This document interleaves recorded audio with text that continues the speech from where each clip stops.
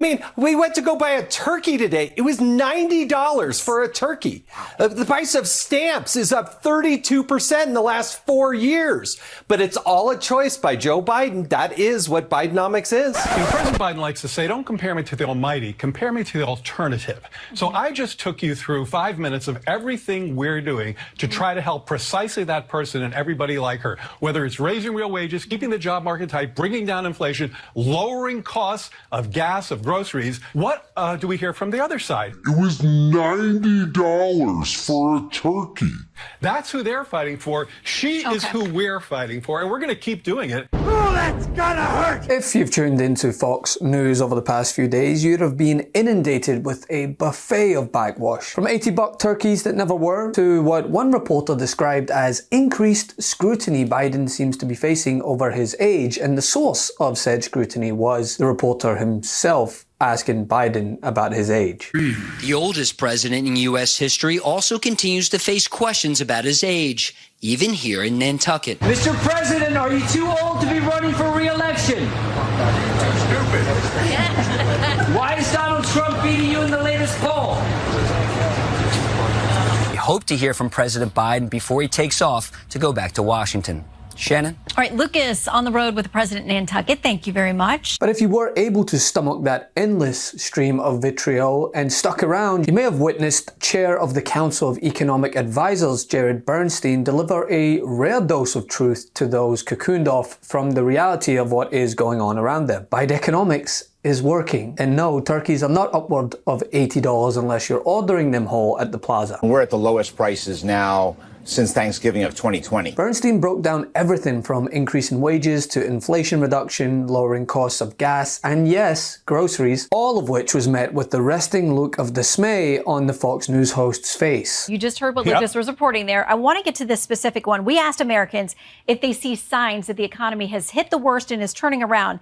67% of voters that we surveyed said no. They actually think the worst is still to come. The conference board shares that assessment, forecasting that U.S. economic growth will buckle under mounting headwinds early next year. Real disposable personal income growth is flat. Pandemic savings are dwindling and household debt is rising. I know you're going to want to paint a rosy picture, but for most people, their experience is not good. Well, I want to try to paint a realistic picture that's nuanced, that takes into account everything you just said, but also reflects not just what people are saying, which we have to listen to. They are the best arbiters of their economic conditions, but also what they're doing. So we're just coming out of a Black Friday that is already setting records for online buying, between 10 and 16 billion for Black Friday online. We are looking at consumer spending that's been driving this economy forward, posting growth rates that are north of 5%. We have an unemployment rate that's been below 4% for 21 months. Now, what that means in a period where inflation has come down by 2/3, it peaked at 9%. It's now 3.2. And wages have not kept up. So real wages have grown. The question needs to be, in regard to all these polls you just cited, are we moving in a direction that will reach the American people, give them more buying power, continues to see actual declines in gas prices? By the way, you put up a slide there, $3.79 for gas prices. That is a stale picture, Shannon. Okay. The average gas price is $3.25. Are we moving in a direction that will reach the American worker, the American consumer? Are real wages rising? Yes. Is the job market tight as it's ever been? Yes. Is inflation down 2/3 from its peak? Absolutely. Are prices coming down for gas, for airline tickets, for car rentals, for eggs, for groceries at the lowest inflation in 2 years? All of that is a yes. So we are moving in the right direction. We've got more work to do for it to reach average Americans, who, by the way,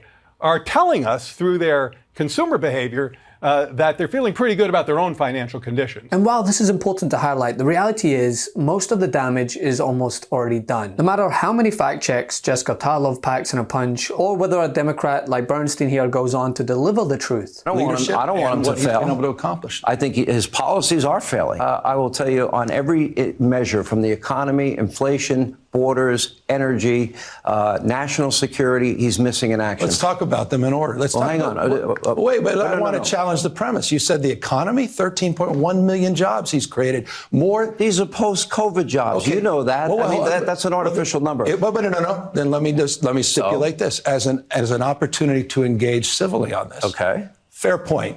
Your president, Donald Trump, lost 2.6 million jobs during his 4 years. We've created 13.1 million. Fine, you can maintain a COVID frame.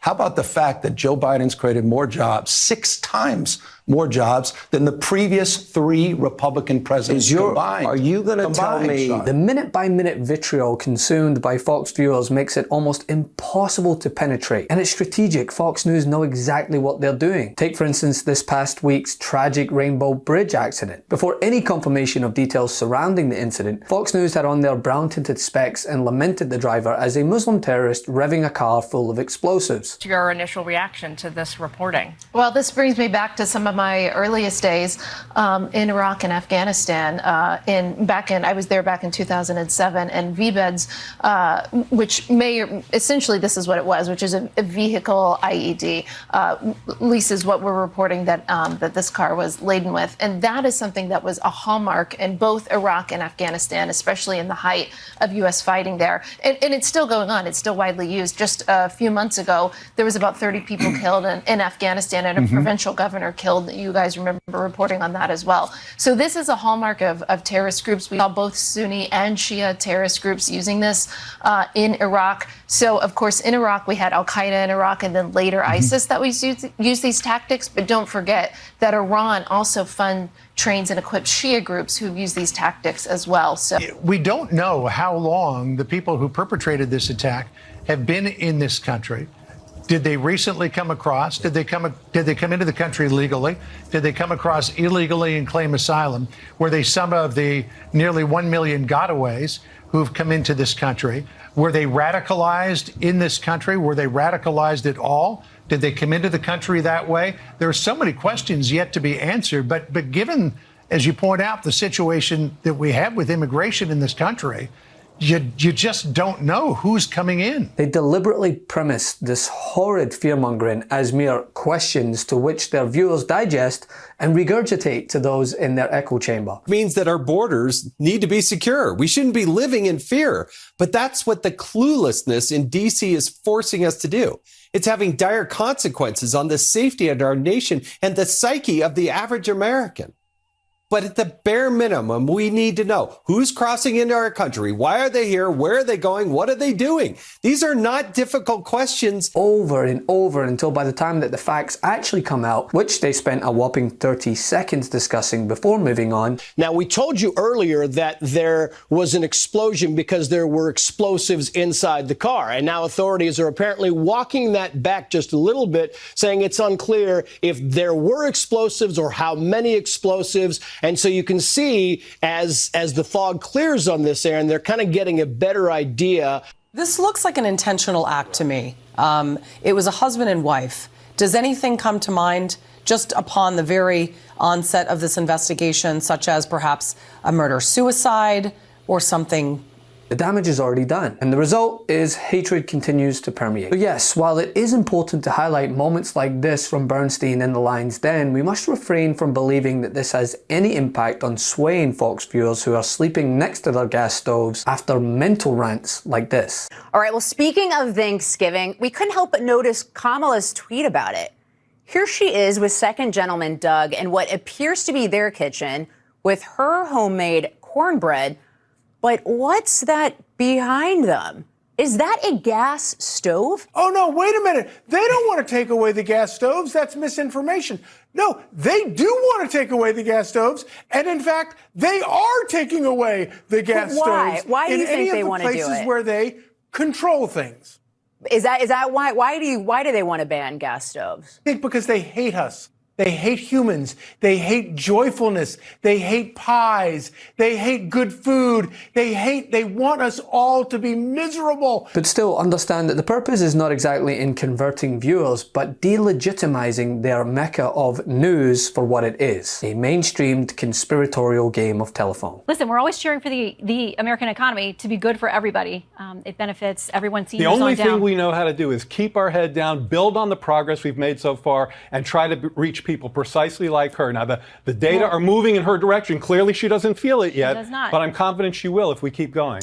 Hey, Midas Mighty. Love this report? Continue the conversation by following us on Instagram @MeidasTouch to keep up with the most important news of the day. What are you waiting for? Follow us now.